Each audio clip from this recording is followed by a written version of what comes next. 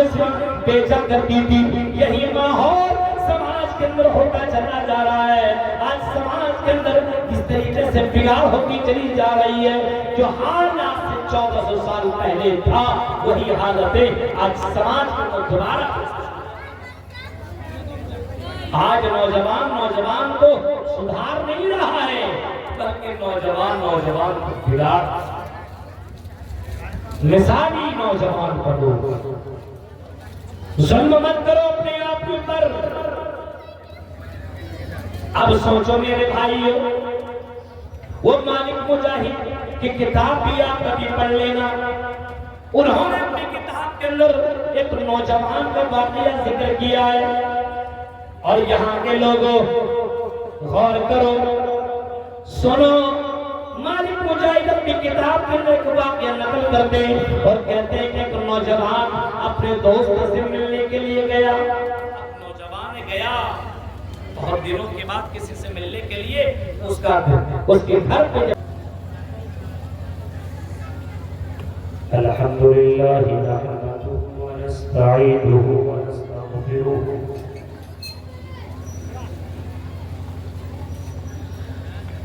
ونعوذ باللہ من شرور انفسنا ومن سیئات اعمالنا.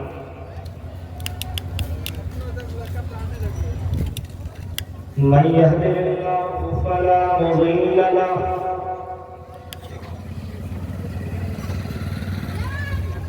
ومن يضلل فلا هادي له.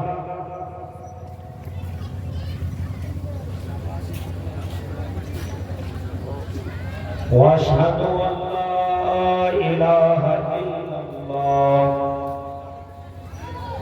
وحده لا شريك له واشهد ان محمدا عبده ورسوله.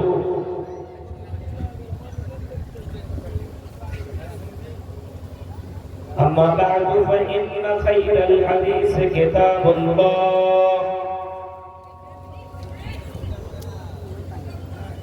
وخير الهدي هدي محمد صلى الله عليه وسلم وشر الأمور محدثاتها وكل محدثة بدعة وكل بدعة ضلالة وكل ضلالة في النار. أعوذ بالله من الشيطان الرجيم. بسم الله الرحمن الرحيم.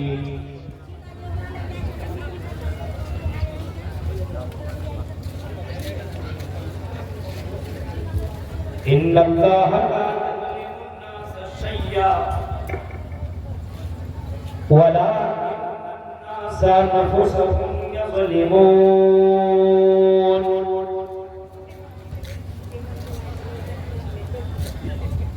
وقال النبي صلى الله عليه وسلم قال الله تبارك وتعالى يا عبادي إني حرمت الظلم على نفسي وجعلته بينكم محرما فلا تظالموا. رب اشرح لي صدري ويسر لي أمري واحلل عقدة من لساني يفقهوا قولي. اللهم رب زدني علما. آمين.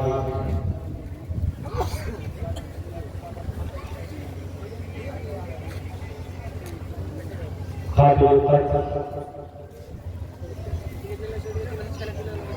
صدر محترم ناظرین جلسہ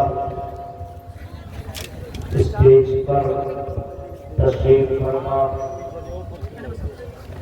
علماء کرام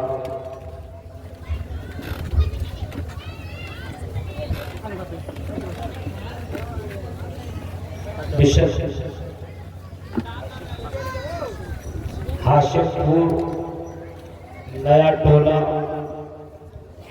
اور اس کے اطراف و اکناف سے آئے ہوئے معزز سامعین حضرات، اسلامی بزرگوں، نوجوان دوستوں، پیارے بچوں اور پردہ نشین میری ماں اور بہنوں، یہ پروگرام کوئی بہت اعلیٰ پیمانے کا پروگرام نہیں، بس مختصراً یہ پروگرام یہاں کے نوجوانوں نے رکھا، یہاں کے بزرگوں کے مشورے پر، نوجوانوں کی کوشش سے یہ پروگرام منعقد کیا گیا ہے۔ میرا آنا، جیسا کہ میں نے جمعہ کے خطبے میں آپ کو بتایا، آپ اس گاؤں کے حافظ ضیاء الدین صاحب سے ہماری کافی اچھی تعلقات ہیں، بات چیت ہوئی تو جمعہ کا خطبہ کے لیے میں ریڈی ہوا، لیکن یہاں کے نوجوانوں نے غنیمت جانا اور موقع کو بہتر سمجھا کہ رات میں ایک چھوٹا سا پروگرام رکھ دیا گیا۔ بہت عالم علماء سے فائدہ اٹھانا چاہیے، اور مزید یہ کہ آپ اس علاقے کا ایک بنگالی مقرر، میرے محبوب دوست، آپ کے سامنے ابھی حسین سرفی صاحب بھی خطاب کریں گے۔ میرے بات یہ کہہ لیجیے کہ پروگرام سماج کو سدھارنے کے لیے کیا جاتا ہے، سماج کے اندر جو گڑبڑیاں ہوتی ہیں ان گڑبڑیوں کو ختم کرنے کے لیے پروگرام رچایا جاتا ہے، تاکہ اللہ کی باتیں، رسول کی باتیں بگڑے ہوئے لوگوں پر کچھ اثر ہو جائے، اور سماج جو دلدل میں ڈوبتا ہوا جا رہا ہے وہ سماج بہتر ہو۔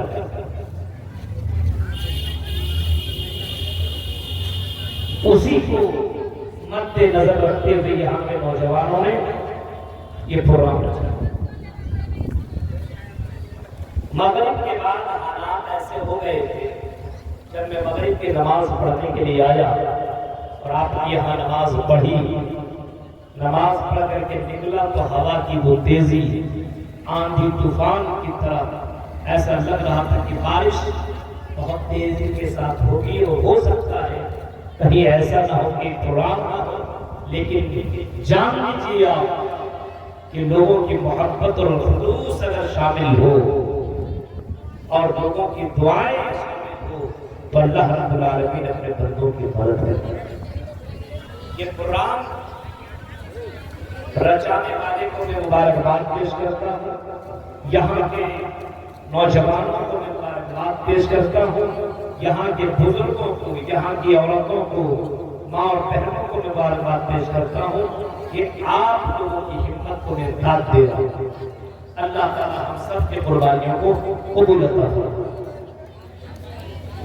میں نے قرآن کریم کی ایک آیت کریمہ آپ کے سامنے پڑھی، اسی آیت کو لے کر کے آج میرا خطاب ہوگا، اور کچھ اہم باتیں بول کر کے میں اپنی جگہ سے رخصت ہو جاؤں گا۔ آپ کو معلوم ہے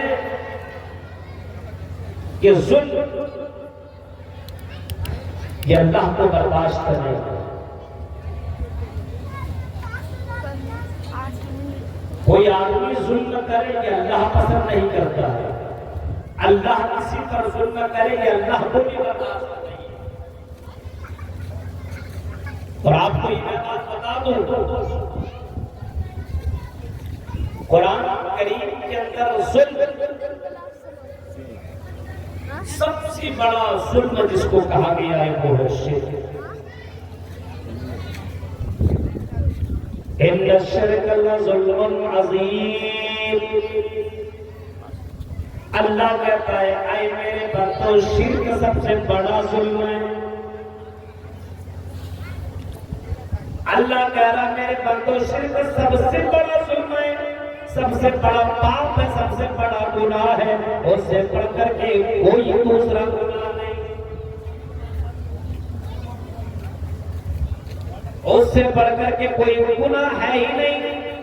اتنا بڑا پاپ ہے، اتنا بڑا پاپ ہے کہ اگر کوئی شرک کرتا ہو، کوئی ظلم کرتا ہو اور شرک والا ظلم کر رہا ہو تو یاد رکھنا کہ شرک کرنے والا دنیا میں کتنا بھی نیک کام کر لے وہ جنت کے اندر داخل نہیں ہو سکتا۔ اسی وجہ سے حضرت لقمان علیہ السلام نے اپنے بیٹے کو نصیحت کرتے ہوئے فرمایا تھا، یا بنیا، اے میرے بیٹے، وَإِذْ قَالَ لُقْمَانُ لِابْنِهِ وَهُوَ يَعِظُهُ یا بنی لا تشرک باللہ، اے میرے بیٹے سن لو، تم دنیا میں سارا کام کر لینا لیکن اے میرے بیٹے تم اللہ کے ساتھ کبھی بھی شرک مت کرنا، اللہ کے ساتھ کبھی بھی کسی کو شریک مت کرنا، اللہ کے ساتھ کبھی کسی کو پوجنا نہیں، اللہ کے ساتھ کبھی کسی کے سامنے سر جھکانا نہیں، اللہ کے ساتھ کبھی کسی کے سے مانگنا نہیں، اللہ کو چھوڑ کر کے کسی غیر کے سامنے سجدہ نہ کرنا، اس کے اوپر توکل نہ کرنا، یہ اللہ کو برداشت نہیں ہے، بلکہ اللہ کی نظر میں، اللہ کی درشٹی میں یہ سب سے بڑا گناہ ہے۔ ان الشرک لظلم عظیم، شرک اللہ کی نظر میں بہت ہی بڑا گناہ ہے، ظلم اللہ کو برداشت نہیں ہے۔ آپ سمجھ رہے ہیں؟ شرک اللہ کو پسند نہیں، ظلم اللہ کو پسند نہیں۔ اب اللہ کہہ رہا ہے ان اللہ لا یظلم الناس شیئا، اللہ کسی پر، کسی بندے پر ذرہ برابر ظلم نہیں کرتا، اللہ کسی پر ذرہ برابر رائے کے دانے کے برابر ظلم نہیں کرتا، اللہ کسی پر ظلم نہیں کرتا۔ میرے بھائیوں یاد رکھنا، اگر اللہ کسی پر ظلم کرتا، جتنے بھی لوگ موجود ہیں ہم اور آپ زندہ ہوتے، اللہ کا کھا رہے، اللہ کی زمین پر چل رہے، اللہ کی دی ہوئی نعمتوں کا استعمال کر رہے اور اللہ کا نام نہیں لے رہے، پھر بھی اللہ کی مہربانی ہمارے اوپر اتر رہی ہے، پھر بھی اتر رہی ہے۔ اگر اللہ ظلم کرنے پر آمادہ ہو جاتا، انصاف یہ تھا کہ اگر کوئی نماز نہ پڑھے تو اللہ اس کو سزا دے دنیا میں، لیکن اللہ کہتا ہے اے میرے بندوں میں اسے ڈھیل دیتے رہتا ہوں، میں اسے موقع اور چانس دیتے رہتا ہوں کہ میرا بندہ آج نہیں تو کل سدھرے گا، آج نہیں تو کل اللہ کا بندہ بن جائے گا۔ اللہ موقع پہ موقع، چانس پہ چانس دیتے رہتا ہے۔ سماج کے اندر غور کریں گے میرے بھائیوں تو آپ کو نظر آئے گا کہ انسان اتنا بڑا ظالم ہے، اتنا بڑا ظالم ہے، اتنا ظلم کرنے والا ہے، اللہ کا کھاتا ہے، اللہ کی دی ہوئی نعمت کا فائدہ اٹھاتا ہے۔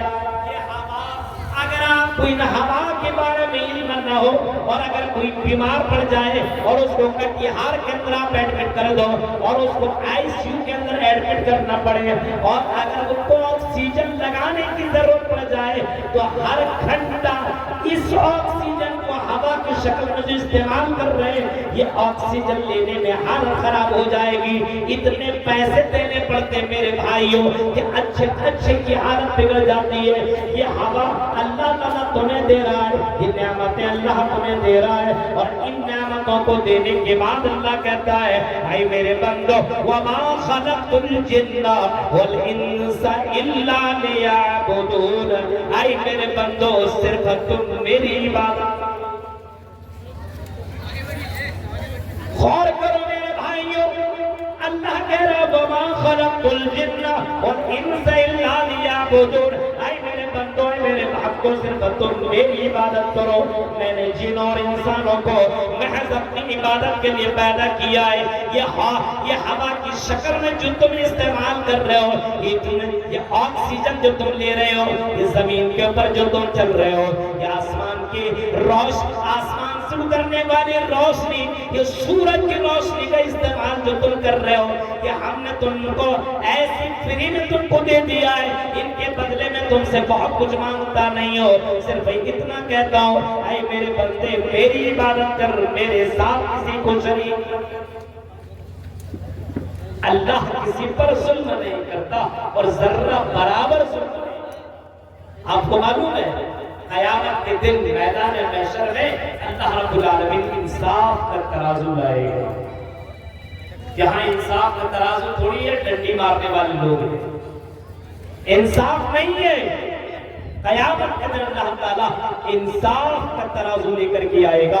قرآن کو آیت کو دیکھیے، وَنَزَعُ الْمَوَازِينَ الْقِسْطَ لِيَوْمِ الْقِيَامَةِ فَلَا تُظْلَمُ نَفْسٌ شَيْئًا وَإِنْ كَانَ مِثْقَالَ حَبَّةٍ مِّنْ خَرْدَلٍ أَتَيْنَا بِهَا وَكَفَىٰ بِنَا حَاسِبِينَ۔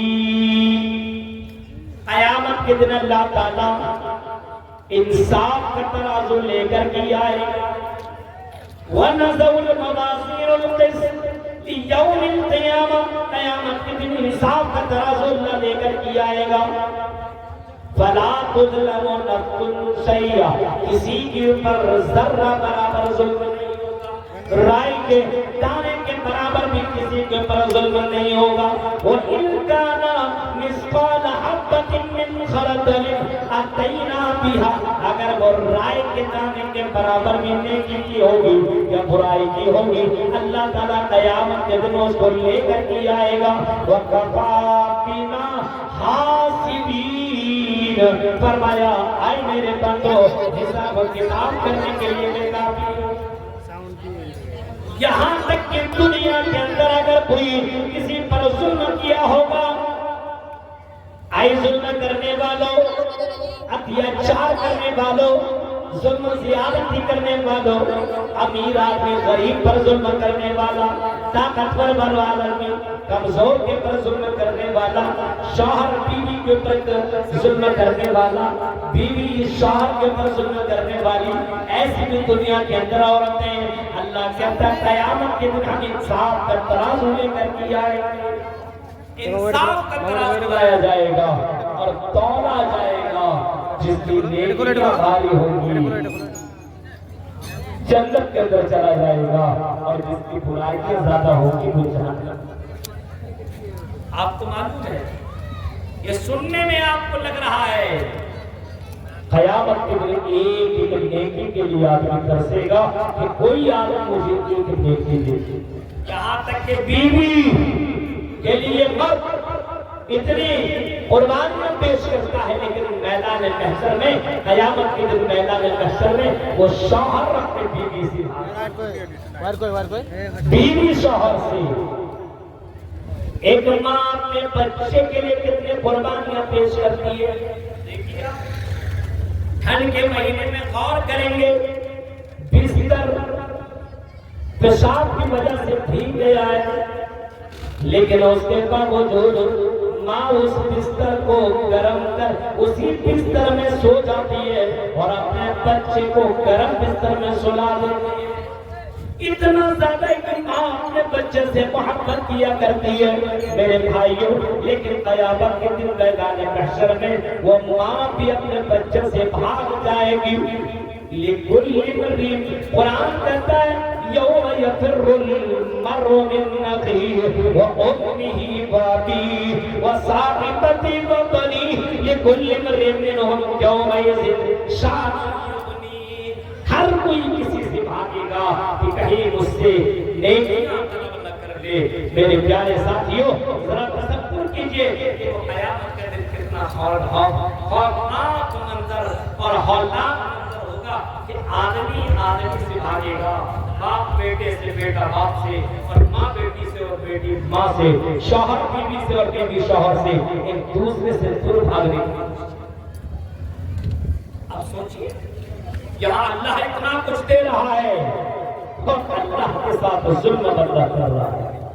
آپ بتائیے، اور یہ میں نہیں کہہ رہا ہوں کہ 24 گھنٹہ جا کر کے مسجد میں اللہ اللہ اللہ اللہ کرتے رہو، ایسا نہیں ہے، کم سے کم آپ 5 ٹائم تو نماز ادا کریں۔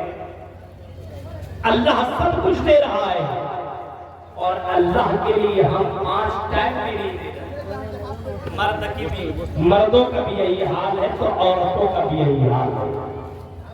سوچئے میرے بھائیوں کہ کتنا بڑا ظلم ہے. اب آپ اپنے یہاں کسی کو نوکر رکھیں، مثال کے طور پر رکھ لیجئے، آپ نے کسی کو نوکر رکھا، آپ کا وہ کوئی کام نہ کرے اور آپ سے وہ تنخواہ مانگے، آپ سے وہ پیسہ مانگے، اجرت مانگے، تو کیا آپ اس کو پیسہ دیں گے؟ یہ سمجھ لیجئے کہ آپ کی بیوی ہے اور آپ کی بیوی ہونے کے باوجود آپ کی کوئی بات نہ مانے، آپ اس کی فرمائش کے مطابق آپ اسے پاؤڈر لا کر کے دیں، کریم لا کر کے دیں، چوڑیاں لا کر کے دیں، کپڑے لا کر کے دیں، ساری چیزیں لا کر کے دیں، اور وہ بیوی آپ کی ایک نہ سنے، وہ بیوی کسی اور سے باتیں کرے، کسی اور کے چکر میں لگ جائے، کسی اور کو اپنے قریب بلائے، آپ سے وہ بات ہی تک نہ کرے. میرے بھائی جو کوئی غیرت مند ایک مرد اگر ہوگا غیرت مند تو اپنے اس بیوی کو ایک دن بھی اپنے یہاں رکھنا گوارا نہ کرے گا، کیونکہ وہ شوہر اگر غیرت مند ہوگا تو ایسی بیوی کو اپنے یہاں رکھنا گوارا نہیں کر سکتا کہ میں تمہیں لا کر کے ساری چیزیں دیتا ہوں، تمہارے کپڑے سے لے کر کے کھانا پینا اور یہ اس کے علاوہ دیگر لوازمات اور دیگر ضروریات میں تمہیں لا کر کے دیتا ہوں، بیمار پڑتی ہو تو میں تمہیں علاج کراتا ہوں، اور تم کسی اور کے ساتھ جا کر کے مستی کر رہے ہو، کسی اور سے فون میں تم باتیں کر رہی ہو، کسی اور کو اپنا جسم دکھا رہی ہو، کسی اور کو تم خوش کر رہی ہو. میرے بھائی جو اگر غیرت مند اگر مرد ہوگا تو اپنے بیوی کو ایک بھی دن رکھنا گوارا نہ کرے گا، اس کو طلاق دے دے گا، اس کی گردن اڑا دے گا، اس کو بھگا دے گا، لاکھ جوتا مار دے گا. اب تصور کرو جو مرد اپنی بیوی کو سب کچھ لا کر کے دے اور وہ بیوی اپنے شوہر کی نہ سنے، اپنے شوہر کو خوش نہ کرے، وہ مرد ایک بھی دن اپنے گھر میں رکھنا گوارا نہیں کر سکتا. یہ اللہ جو تمہیں ساری چیزیں دے رہا ہے، یہ ہوا کی شکل میں جو سانس لے رہے ہیں، اندر کر رہے ہیں، باہر کر رہے ہیں، اگر یہ ہوا روک لے تو بندہ زندہ نہ رہے. میرے بھائیوں ہوا کی شکل میں اللہ تمہیں اتنی بڑی نعمت دے رہا ہے. دنیا میں تمہیں جینے کے لیے بہت سی چیزیں نعمتیں دے رہا ہے. دنیا میں اللہ تعالیٰ تم کو تندرستی جیسی نعمت سے نوازا ہے، اولاد جیسی نعمت سے نوازا ہے، ساری چیزیں اللہ نے دی ہے. اب بتاؤ میرے بھائیوں اگر بندہ اللہ کی عبادت نہ کرے تو کیا وہ بندہ اس بات کے اوپر کیا مانا ہے کہ اللہ رب العالمین اس کو سزا نہ دے، اس کے ساتھ اللہ رب العالمین ایسی چھوڑ دے. آج کل تو نوجوانوں کا معاملہ ہی الٹا ہو گیا ہے. مسجد کا معاملہ دیکھیے تو بزرگوں سے مسجدیں بھری ہوئی ہیں. صبح میں جائیے تو بزرگ نظر آئیں گے، دوپہر میں بزرگ، عصر میں بزرگ، مغرب میں بزرگ، عشاء میں بزرگ، بوڑھے لوگ نظر آئیں گے. جوانوں کے لیے نماز نہیں ہے کیا؟ جوانوں کے لیے عبادت نہیں ہے کیا؟ جوانوں کے لیے اللہ کو خوش کرنے کے لیے ٹائم نہیں ہے کیا؟ میرے بھائیو ذرا سوچیے آپ کہ کتنا بڑا ظلم ہے کہ زبان کے اوپر تم اتنا زیادہ گھمنڈ کر رہے ہو کہ جوانی کس کی دی ہوئی نعمت ہے؟ یہ اللہ کی دی ہوئی نعمت ہے. کتنا بڑا ظلم ہے یہ، کتنا بڑا ظلم ہے میرے بھائیو. آپ سوچ سکتے ہیں آج ہمارے جوان لڑکوں کو دیکھیے اور جوان لڑکیوں کو دیکھیے اور آپ سمجھ جائیے یہ نوجوان جس قوم کے بگڑ جائیں، جس قوم کے نوجوان لڑکے اور لڑکیاں بگڑ جائیں، اب یاد رکھیے کہ یہ نوجوان قوم کی ریڑھ کی ہڈی ہے. اگر یہ بگڑ جائے تو پورا قوم.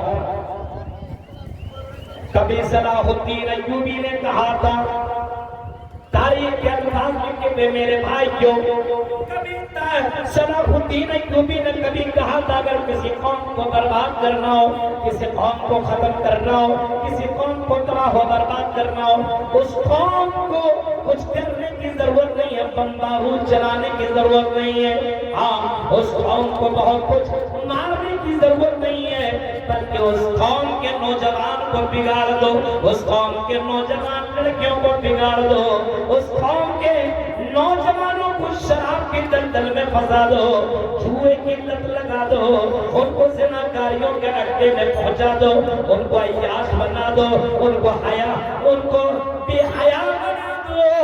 اب وہ قوم مر جائے گی، وہ قوم زندہ نہیں رہ سکتی ہے۔ آج سماج کے اندر تو یہی ہے کہ آج ہمارا نوجوان اللہ کی قسم اتنا بگڑ گیا، آج نوجوان یہی سمجھتا ہے کہ ہم جوان ہیں، یہ جوانی کبھی ختم نہ ہوگی، موج مستی کر لو، انجوائے کر لو۔ اور یہاں تو آج کے دور میں کمپٹیشن چل رہا ہے، کمپٹیشن، اور وہ بھی برائی کر کے باقاعدہ اعلان بھی کرتا ہے۔ دیکھا ہے آپ نے، اسٹیٹس لگاتا ہے گرل فرینڈوں کے ساتھ، بوائے فرینڈوں کے ساتھ، اور باقاعدہ فخر کے ساتھ نوجوان کہتا ہے کہ میری اتنی گرل فرینڈ ہے، تمہاری کتنی۔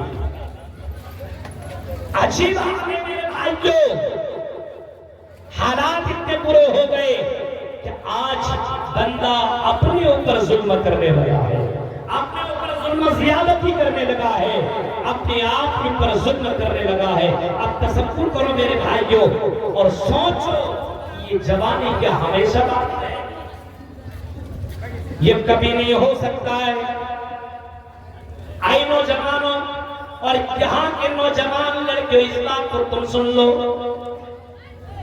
اللہ کی قسم تم جس جوانی کے اوپر ناز کر رہے ہو اور یہ طاقت کے اوپر تم گھمنڈ کر رہے ہو اور شراب کی لت میں تم لگے ہوئے ہو اور جوئے کے اڈوں میں جا کر کے تم جوا کھیل رہے ہو، نشہ استعمال کر رہے ہو، غلط کام کر رہے ہو، یاد رکھو میرے بھائیوں، آج سے 1400 سال پہلے تو یہی ماحول تھا، یہی کام تھا۔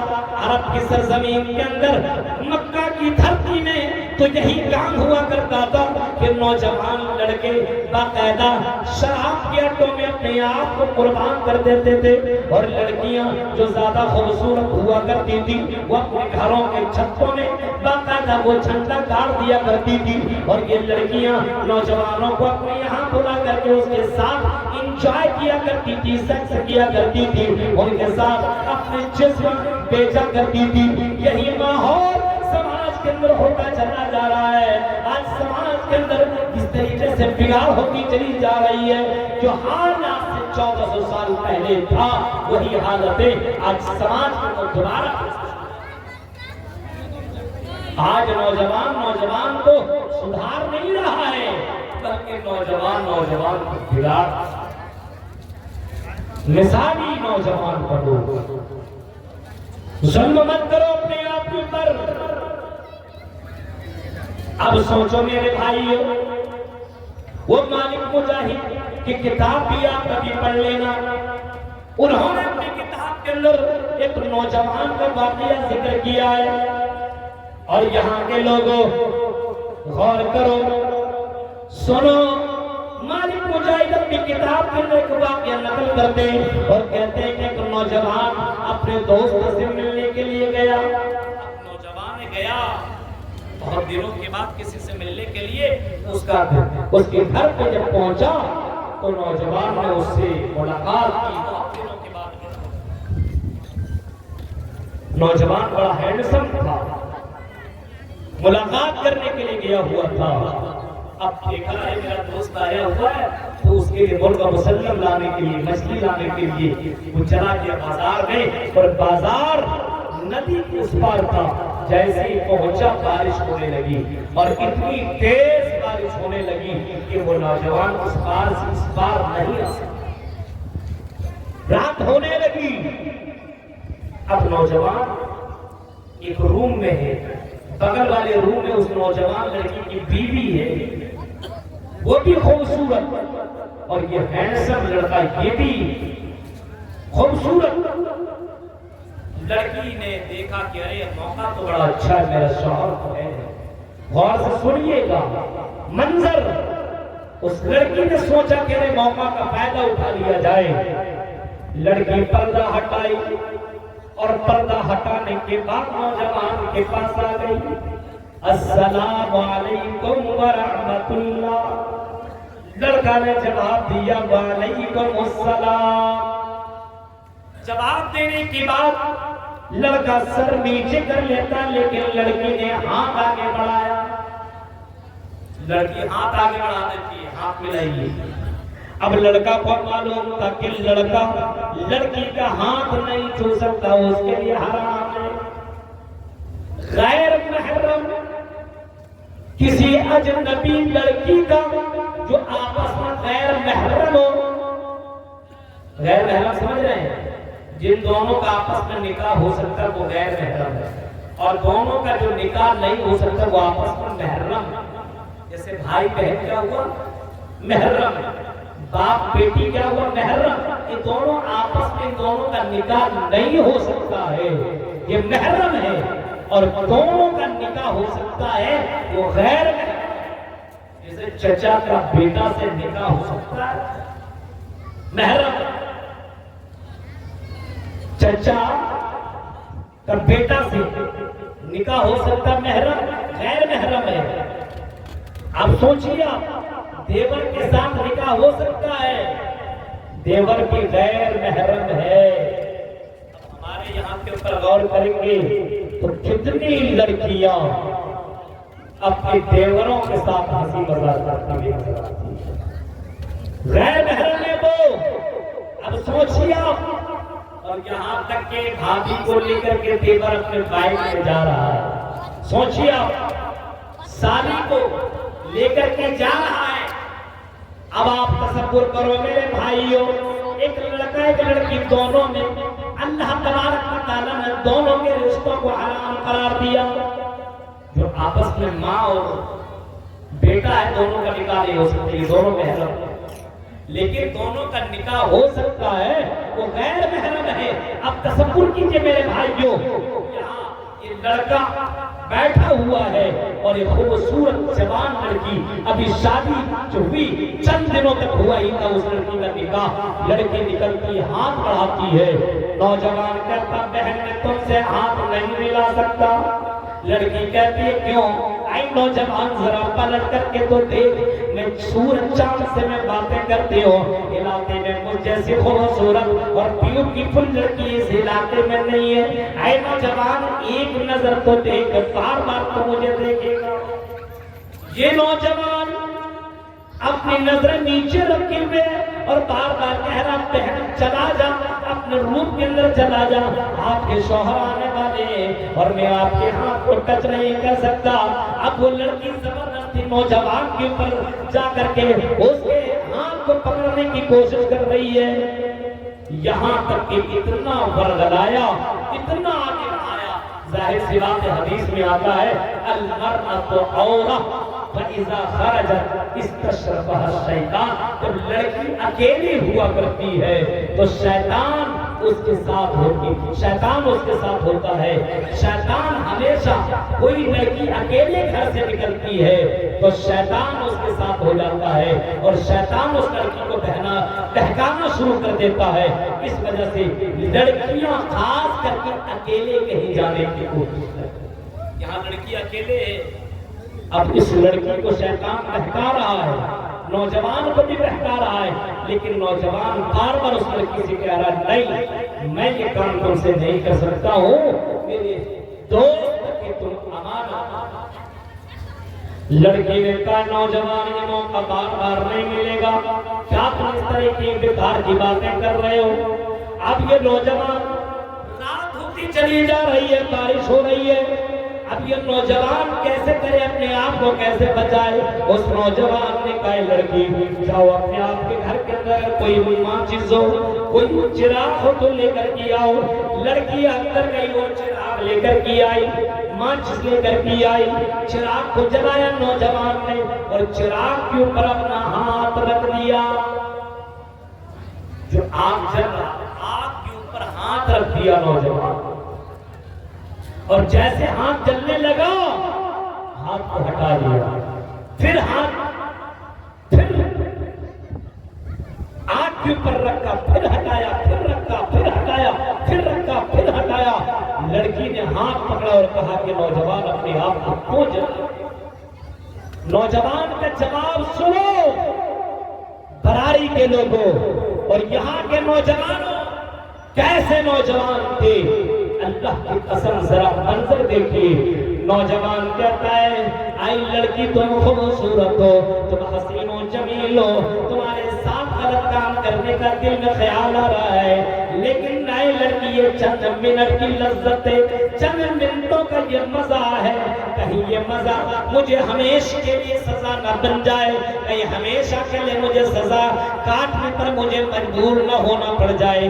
میں دنیا کی آگ کو میں جلا کر کے میں یہ دیکھنے کی کوشش کر رہا ہوں کہ دنیا کی آگ کو میں برداشت کر سکتا ہوں کہ نہیں۔ میں دنیا کی آگ کو میں برداشت کرنے کی کوشش کر رہا ہوں، لیکن دنیا کی آگ کو میں برداشت نہیں کر پا رہا ہوں، جبکہ جہنم کی آگ دنیا کی آگ کے مقابلے میں 69 گنا زیادہ ڈینجر ہوگی، زیادہ خطرناک ہوگی۔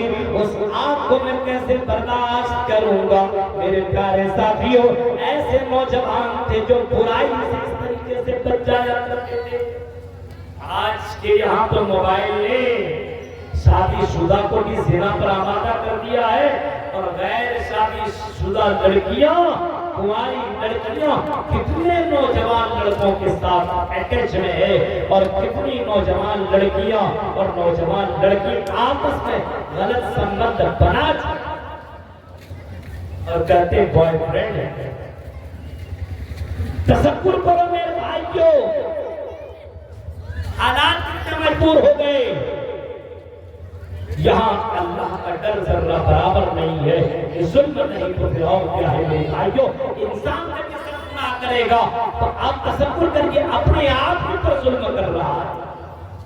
اللہ کہہ رہا ہے کہ ان اللہ لا یظلم الناس شیئا، اللہ بندوں پر ذرہ برابر ظلم نہیں کرتا، ولکن الناس انفسهم یظلمون، لیکن بندہ انسان اپنے آپ کے اوپر ظلم کرتا ہے، اپنے آپ کے اوپر ظلم زیادتی کرنے لگتا ہے۔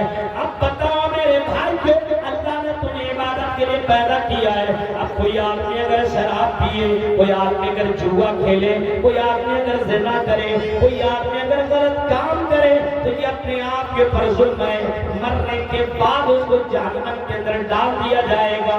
میرے پیارے ساتھیوں، تصور کرو اور غور کرو اور سوچو، اس طریقے سے ظلم و زیادتی ہمارے سماج کے اندر لوگ کس طریقے سے کر رہے ہیں، کس طریقے سے کر رہے ہیں۔ اللہ کے نبی جناب محمد رسول اللہ صلی اللہ علیہ وسلم نے کبھی فرمایا تھا کہ اللہ تعالیٰ فرماتا ہے یا عبادی انی حرمت الظلم علی نفسی وجعلتہ بینکم محرما فلا تظالموا۔ منظر دیکھیا، یہ حدیث کون سی حدیث ہے؟ حدیث قدسی۔ حدیث قدسی کس کو کہتے معلوم ہے؟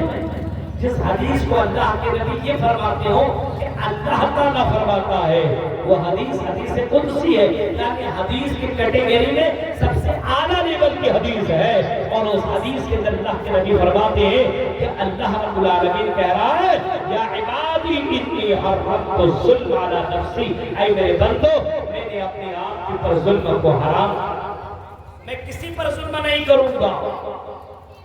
یہ نہیں کہ یہ امیر ہے، یہ غریب ہے تو قیامت کے دن غریب کے اوپر ظلم ہوگا، امیر کے اوپر ظلم نہیں ہوگا۔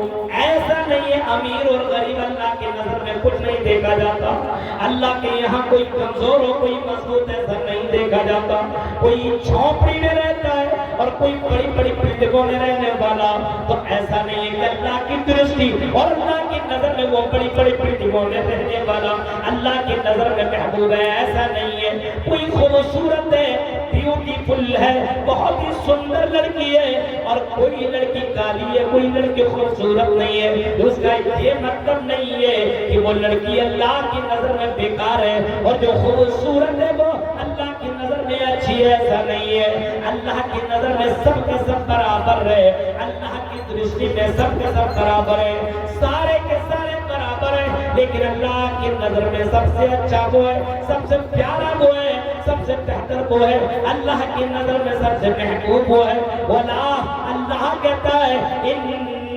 ان اکرمکم عند اللہ اتقاکم، اللہ کی نظر میں سب سے زیادہ بہتر وہ ہے جو تقوی کے معاملے میں، دینداری کے معاملے میں، خوف الہی کے معاملے میں، اللہ سے ڈرنے کے معاملے میں، تنہائی میں ڈرنے کے معاملے میں اللہ سے سب سے زیادہ جو ڈرنے والا بن جائے، جو سب سے زیادہ ڈرنے والی بن جائے، وہ اللہ کی نظر میں سب سے پیارا ہے۔ ایک جاہل آدمی کوئی بھی پڑھنا نہیں جانتا، لیکن اللہ کے ڈر کی وجہ سے زنا سے دور ہٹ جائے، شراب سے دور ہو جائے، جوا سے دور ہو جائے اور غلط کام سے دور ہو جائے اور اللہ کی عبادت کرنے لگے، نماز ٹائم پر پڑھنے لگے، حلال و حرام کی تمیز کرنے لگے۔ ایک جاہل آدمی کچھ نہ جانتا ہو لیکن پھر بھی اللہ کی اتنا ڈرتا ہو، اللہ کی درشتی میں اللہ کی قسم وہ جاہل، وہ ان پڑھ آدمی اللہ کی نظر میں محبوب ہے۔ تصور کرو میرے بھائیو، اللہ کہنا کہ میری نظر میں سب کے سب برابر ہیں، لیکن جو تقوی کے معاملے میں اعلیٰ پیمانے پر ہو وہی میری نظر میں سب سے اچھا ہے۔ اب سوچو دنیا میں دیکھنے والے الگ الگ ہوا کرتے ہیں، یہ وی کی کرسی ہے، یہ فلاں امیر آدمی کی کرسی ہے، ان کو ایسا کھانا کھلایا جائے گا، یہ غریب آدمی اس کو پوچھا نہیں جاتا ہے۔ میرے بھائیو، اللہ میں ایسا کچھ نہیں ہے، اللہ کے یہاں سب کے سب برابر ہیں۔ جو نیکیاں لے کر کی آئے گا وہی اللہ کے یہاں سب سے بہتر مانا جائے گا، اور جو نیکیوں سے خالی ہوگا دنیا میں امیر کیوں نہ ہوگا اللہ کی نظر میں وہ سب سے خراب۔ غور کریے میرے بھائیو، یا عبادی انی حرمت الظلم علی نفسی، اے میرے بندوں میں نے اپنے اوپر ظلم کو حرام قرار دیا، میں کسی پر ظلم نہیں کر سکتا۔ ایسا نہیں کہ یہ غریب آدمی تو اس پر ظلم کروں گا، یہ امیر آدمی تو اس پر ظلم نہیں، ایسا نہیں، کسی پر ظلم اللہ نہیں کرتا۔ آپ بتائیے کوئی نماز نہیں پڑھتا ہے، اللہ کا نام نہیں لیتا ہے، قبر کو پوچھ رہا ہے اور غلط غلط کام کر رہا ہے، لیکن پھر بھی اللہ رب العالمین اس کو روزی روٹی دے رہا ہے کہ نہیں دے رہا؟ نماز ایک ٹائم نہیں پڑھتا لیکن پھر بھی وہ کما رہا ہے، پھر بھی دولت پہ دولت جمع کرتے جا رہا ہے، اللہ اس کے ساتھ کوئی غلط نہیں کر رہا ہے، کیونکہ اللہ نے یہ اپنے اوپر لازم قرار دیا ہے کہ اے میرے بندو، میں نے تمہیں پیدا کیا ہے، میں تمہیں روزی دوں گا۔ یہ اللہ نے اپنے اوپر ذمہ داری لے لی ہے۔ اب کوئی بندہ ایسا نہیں ہے کہ بھوکے مر جائے گا، ہر کسی کی روزی روٹی کی ذمہ اللہ نے اپنے اوپر لے رکھی ہے۔ اگر کوئی آدمی اللہ کی عبادت کرے یا نہ کرے، اللہ کی یہاں کوئی اللہ کی شان میں ذرہ برابر فرق نہیں پڑے گا۔ سن لو، اور یہاں کی گاؤں کے لوگ اور براری کے لوگ سن لو، غور سے سن لو، اگر سارے دنیا کے لوگ مل کر کے اللہ کی عبادت کریں تو اللہ کی شان میں کوئی بڑھوتری نہ ہوگی، اور سارے لوگ اللہ کی عبادت کرنا بند کر دیں، کوئی اللہ کی عبادت نہ کرے، تب بھی اللہ کی شان میں ذرہ برابر کمی نہیں آ سکتی ہے۔ اگر کوئی عبادت کرتا تو اپنے لیے کرتا ہے، کوئی عبادت نہیں کرتا تو جان لیجیے وہ اپنے آپ کے پر ظلم کر رہا ہے، کیونکہ مرنے کے بعد اللہ کے اس بندے کو جواب دینا پڑے گا۔ انی حرمت الظلم علی نفسی وجعلتہ بینکم محرما فلا تظالمون، اور اللہ کہتا ہے میرے بندو، میں نے تمہاری پر بھی ظلم کو حرام قرار دیا۔ آج کل دیکھیے بندہ کے پر ظلم کر رہا ہے، باپ بیٹے پر ظلم نہیں کر رہا ہے، بیٹا غلط کر رہا ہے اور باپ کچھ بھی نہیں کہہ رہا ہے، یہ ظلم نہیں ہے؟ آپ کا بیٹا شراب پی رہا ہے اور آپ اس کو کچھ بھی نہ بولیں، اللہ کے نبی صلی اللہ علیہ وسلم نے تربیت کا طریقہ بتایا، جب بچہ پیدا ہو جائے اور بچہ بولنے کے لائق ہو تو اس بچہ کو پہلے لا الہ الا اللہ بولنا۔ کیا بلواؤ؟ لا الہ الا اللہ۔ جب بچہ اور بڑا ہو جائے، 7 سال کا ہو جائے، تو اس بچے کو نماز پڑھنے کا حکم۔ کون؟ باپ۔ بچی 7 سال کی ہو جائے تو ماں حکم دے اس بچی کو کہ نماز پڑھو۔ اور جب یہی بچہ اللہ کے نبی فرماتے ہیں کہ 10 سال کا ہو جائے الصلاة وهم أبناء 7 سنين واضربوهم عليها وهم أبناء 10 سنين. جب یہی بچہ 10 سال کا ہو جائے اور تب بھی بچہ نماز نہ پڑھے تو اس کو مار مار کر کے نماز پڑھواؤ. اب سوچو میرے بھائیوں، اگر باپ یہ کام نہ کرے اور بیٹے کو نمازی نہ بنائے، اب بیٹا بڑا ہو جائے 15-20 سال کا ہو جائے اور بچہ نماز کیسے پڑھے گا؟ کیونکہ ماں باپ نے تو بچے کو نماز کے بارے میں بتایا نہیں. یہ کتنا بڑا ظلم ہے کہ آپ نے بیٹے کو اللہ کے بارے میں نہیں بتایا، آپ نے بیٹے کو اللہ کا مقام نہیں بتایا، آپ نے اپنے بیٹے کو شرک کے بارے میں نہیں بتایا، آپ نے اپنے بیٹے کو توحید کے بارے میں نہیں بتایا. میرے پیارے ساتھیوں، اگر آپ کا بچہ بگڑ گیا اور شرابی بن گیا، جواری بن گیا، اگر زناکار بن گیا، بے نمازی بن گیا، تو میرے بھائیوں یہ مت سمجھنا کہ باپ جنت میں چلا جائے گا یا ماں جنت میں چلی جائے گی. ایسا نہیں ہے، بلکہ قیامت کے دن جب اللہ رب العالمین اس بچے کو جہنم میں ڈالنے لگے گا تو وہ بچہ چیخ کر کے کہے گا کہ اللہ یہ میرا باپ تھا دنیا میں، اے اللہ اس باپ کو جس کو آپ جنت میں لے جا رہے ہیں یہ باپ میرا دنیا میں تھا، لیکن اس باپ نے مجھے کبھی نماز کا طریقہ نہ بتایا، کبھی توحید کے بارے میں نہ بتایا، کبھی شرک کے بارے میں نہ بتایا، کبھی غلط کام کے بارے میں نہ بتایا. یہ غلط کام نہ کیا کر. اگر میرا باپ مجھے منع کرتا تو میں زناکار نہ بنتا، میرا باپ مجھے منع کرتا تو میں شرابی نہ بنتا، میرا باپ مجھے منع کرتا تو میں غلط کام کرتا ہی نہیں. اس وجہ سے اے اللہ میرے باپ کی وجہ سے میں نے یہ کام کیا ہے. اگر میں جہنم میں جا سکتا ہوں تو میرا باپ جنت میں کیسے جا سکتا ہے؟ میرے بھائیوں اتنا آسان نہیں ہے. اللہ تعالیٰ پھر اس باپ کو پکڑے گا اور دونوں کو جہنم کے اندر ڈال دے گا. اس وجہ سے جن کے نوجوان بیٹے بگڑے ہوئے ہیں اس کے باپ کو ایکشن لینے کی ضرورت ہے. جن کا بیٹا شراب پی رہا ہے، آج کل جوا تو ہر کوئی کھیل رہا ہے، ایک سے گیم نکلا ہوا ہے اور سمجھتا بیٹھے بیٹھے کروڑپتی بن جاؤں گا. بیٹھے بیٹھے کبھی کرکٹ میں لگا رہا ہے، کبھی گیم میں لگا رہا ہے، کبھی کس میں پیسہ لگا رہا ہے، کس میں کیسے پیسہ لگا رہا ہے. اب جوا کھیل رہا ہے اور جوا جو آدمی کھیلتا آپ سمجھ لو، حدیث میں آتا ہے، امام احمد ابن حنبل نے اس حدیث کو نقل کیا ہے کہ وہ سور کا گوشت اپنے ہاتھوں سے کھا رہا ہے جو آدمی جوا کھیلتا. اب سوچی کتنا بڑا یہ پاپ ہے. جوا آج نوجوانوں میں بڑھتا ہوا جا رہا ہے. یہ بیماری زنا تو ہے ہی، شراب